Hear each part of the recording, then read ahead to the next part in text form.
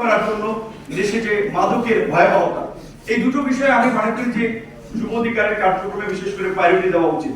একটা কথা আমাদের নেতৃবৃন্দ বলেছে, সেখানে একটু টাচ করতেই হয়। আমাদেরকে একজন শিক্ষক বলছিলেন যে তোমরা কোটা আন্দোলন নিয়ে করেছিলা, এটা তো দেশের বৃহত্তর স্বার্থের কোনো আন্দোলন ছিল না।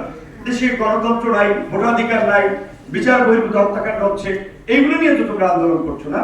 কতটা বাস্তব? আমরা 18 সালে বলেছিলাম আমরা তখন নিজেদের স্বার্থ কেন্দ্রিক যে কোটার সংস্কার হলে আমি দ্রুত চাকরিতে ঢুকে যেতে পারবো, আমার চাকরির ক্ষেত্রে একটা সম্ভাবনা তৈরি হবে।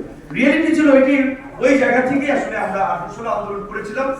পরবর্তীতে আমরা যখন সমাজের বাস্তবতা ধীরে ধীরে আমাদের মাথায় ঢুকেছে, আমরা সচক্ষে দেখেছি, তখন কিন্তু আমরা কোটার সংস্কার আন্দোলন সফল হওয়ার পরেও রাষ্ট্র সংস্কারের জন্য আবার এই আপনার রাজনৈতিক যাত্রায় আমরা শুরু করেছি। এইবার যদি ধরেন গণঅভ্যুত্থান হয়েছে, কিন্তু গণঅভ্যুত্থান কিন্তু কোনো প্ল্যান পরিকল্পনা ছিল না, এটা কেউ বলতে পারবে না। কেউ যদি বলে সেটা স্রেফ একটা, আমি বলবো যে জাস্ট একটা বায়োবির কথা। যদি কেউ বলেন যে আমি প্ল্যান করে থিওরি দিয়ে আমরা গণঅভ্যুত্থানের দিকে নিয়ে গেছিলাম। ছাত্রদের আন্দোলন ছিল তাদের এই যৌক্তিকতা নিয়ে। কোর্ট যদি একটা যৌক্তিক সলিউশন দিয়ে দিত তাহলে তো আন্দোলন অনেক আগে থেমে যেত। তাহলে আন্দোলনটা এই পর্যায়ে আসছে কেন?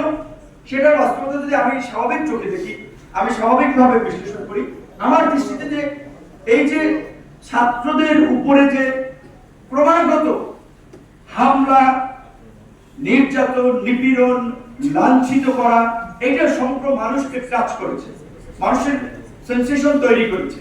বিশেষ করে ধরেন একজন বিশ্ববিদ্যালয়ের ছাত্র, সে পিসফুলি দাঁড়িয়েছে, বুক টান টান করেছে, ভাই গুলি করিস না, কিন্তু পুলিশ খুব হিরোইজম আকারে সেই নিরীহ মানুষটাকে শর্ট করে গুলি করে ফেলে দিয়েছে। এটা কোন সুস্থ মানুষ আসলে নিতে পারে না। তো আন্দোলন আরো ট্রিগার করেছে। আজকে যদি দেখেন যে সেটা পানি করতে করতে মারা গেল।